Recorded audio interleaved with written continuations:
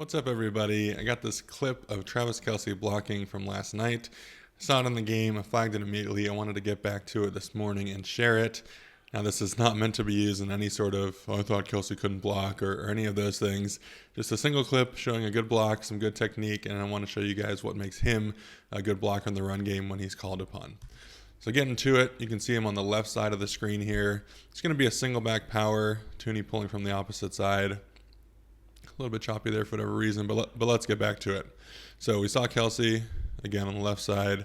He and the tackle are going to double team 96 up to the linebacker, and then Tooney is pulling around from the left side. And so on this block, what's making this so good is Travis is coming down. First off, the right tackle is doing a pretty good job of kind of posting up 96. Kelce comes down. He's shoving 96, and he's shoving kind of the hip and lower back area. Now, a lot of times tight ends or offensive linemen, when you're doing double teams, and 96, we would consider this two gapping on the offensive lineman. A lot of the time what's going to happen is if you try to hit them in the shoulder, nothing's going to happen. For whatever reason, like center of gravity wise, hitting them in the shoulders doesn't do anything. And so you do want to aim more for the hip and for the lower back. You can see Travis's right arm right there especially gets down on that like hip back area.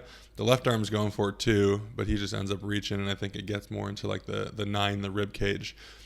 So Travis is understanding, one, this is an opportunity to knock and climb, which he does. He's able to kind of get that shoved over. 96 gets across the hash, easy running. And then there's patience on 55 on the linebacker. And he waits for 55 to run over the top and then wheels out on him. And see the lane that creates? There's just a huge gap right there that Steele, it's a nice run. He's able to get through, gets his feet through, and physical at the contact point for another couple yards. But this is pretty clinic technique from the off blocker. You know, it could be a tight end and a tackle. It could be a tackle and guard. It could even be guard and center on a duo double team type play. But knocking the hip, climbing to your backer, letting the backer basically run himself out of the play. Because if Travis, the reason you want to do that, because if Travis ran and just blocked 55 right there, he'd be squared up in the hole. Or he'd be cutting off leverage, and Steele would have to adjust to a gap or two wider. But by letting him flow over the top, shoving the lineman, and then getting up to the linebacker, he creates this huge void right here. So beautiful play, great run block. Clinic tape from Kelce in the run game.